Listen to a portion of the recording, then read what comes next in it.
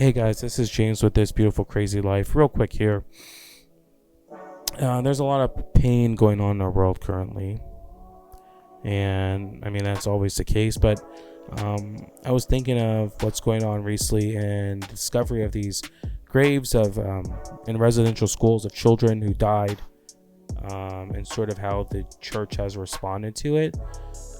As being a Christian myself, I think it's important to hear people out when they're showing anger about this stuff. Now, if you don't understand the background, what I'm talking about, the history of residential schools in the United States and Canada is a long one, a terrible history where people were moved out of their homes, indigenous children, and were put to be westernized. And these schools were ran by churches, state providential governments, and the federal governments of both Canada and the United States. I think they had something similar in Australia as well with their indigenous population. And the whole idea, as we've all heard, this horrible phrase is, kill the Indian, save the man. I don't know if I'm saying that quote right, but there's this whole idea that the way we save indigenous people is to westernize them and civilize them, quote unquote, right? And this resulted in horrific crimes against humanity. And a lot of these people went on with their lives, were never punished, were never held accountable for the actions they did. Local churches decided that for whatever reason they needed to treat people poorly in order to, I guess, show them the light of Westernism and Christianity, this very distorted view of the Christian church. And a lot of people are angry. A lot of our indigenous brothers and sisters are angry. This isn't faraway history, guys. This is history that's extremely recent, with people who can tell you their stories. I'm actually going to put a link in a podcast of a woman who shares her story of being in the residential schools here in Alaska. She's a Christian woman. Her name's Eleanor, I believe. I've talked to her a couple times. Very passionate woman who loves Jesus, but she gives her story of the horrificness of people trying to civilize her, and it's gross. And the church should do better.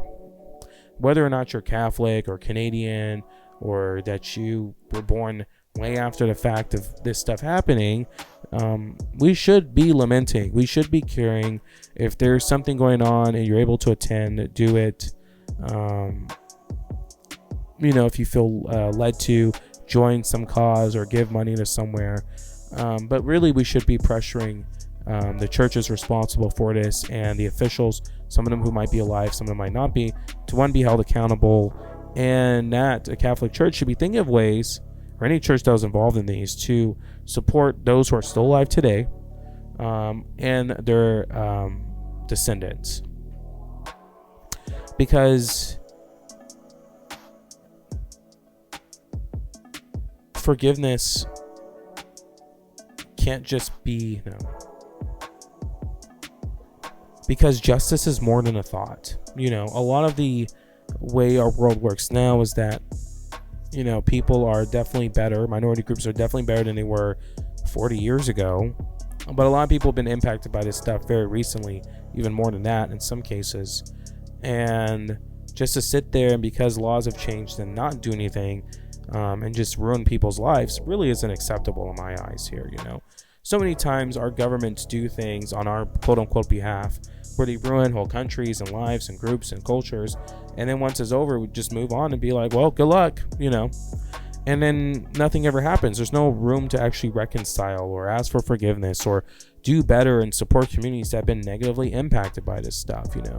I've been looking to see if any big Christians and these media spirits have said anything, and instead of talking about this really blatant in-your-face racism, they're all talking about critical race theory, something that most people don't truly understand or know what it is, but somehow this is the thing we all should be focusing on. And when you have these recent events of all these graves being discovered of all these children who died on the residential schools, silence, absolute silence, and so we have to do better than that. The Pope gave some apology, and honestly, it was just, what are people supposed to do with that? There should be a directive to do something more. Hopefully the Canadian government and the American government takes this seriously and looks for a way to support people who've been impacted by this. But my hopes are pretty low. That will require tons of activism because, quite frankly, none of these groups are going to do it on their own. But I just want to say, many Christians were very outraged when last summer, when it came to supporting Black lives.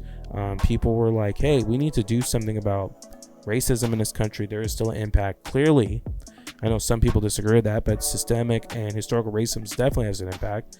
And hey, if we had that same energy for Black Americans, we should have that same energy for our Indigenous brothers and sisters, just like we did for our Jewish brothers and sisters and for our Asian brothers and sisters. Like, Bryce, we have to hate oppression across the board. We have to hate across the board. Hate is so destructive. Sin is bad. If we are against sin, we have to actually be against sin. It just can't be an abstract thought of, well, this happened 30 years ago, 40 years ago, whatever, which I think what some people like because it's comfortable and easy, but that's not the way to go. I don't really know what to do. If you guys have any suggestions on what I can do, give me some. But there are people I can reach out to, because I want people to see that as a Christian, I actually do love them and I understand. And that this book here, my Bible that I love to read, this faith I follow, is compelling and real, and God loves them so much. And that's hard to see when people are the ones who are supposed to be the hands and feet of God. And sometimes it's really hard for me to wrap my mind why evil happens. People ask all the time, how are you a Christian when you see all these bad things going around the world, and people who share your faith supposedly do these things? And a lot of times, guys, I'm not smart enough to have like a real answer, like at all, but I know we can do better than this. So, tragic day for sure. Tragic news across the board. It just seems like every week there's more of these discoveries there. It's as if God is exposing the rot of people who claim to be in our church and who claim to love Jesus. And it's just one more thing of exposure that's been continuing to happen with the racism and sexism, bigotry that exists among people who claim to love Jesus. So people are outraged, people are angry. There were some protests I saw today. I think some people took down a statue of the Queen of England, whatever her name is. And there's also been these burning of churches, I think 3 in Canada, because people are hurt so much. And those things are really easy to focus on. I was like, well, look, they're burning a church and all this there. But if we're not honest on why people are doing this, whether or not the outrage is actually justified, which I personally don't think, things like violence or rioting and those things, I don't think they typically help at all. They usually just add more division. But then those people will say, well, you guys created the division, right? But what we really should be doing is getting together and praying and saying, okay, people who claim to love God have done this thing. How do we show love instead? I don't know. Tell me what you guys think in the comments. If you're an Indigenous person, tell me what you're feeling. If you're an Indigenous Christian person, I'd really love to hear from you.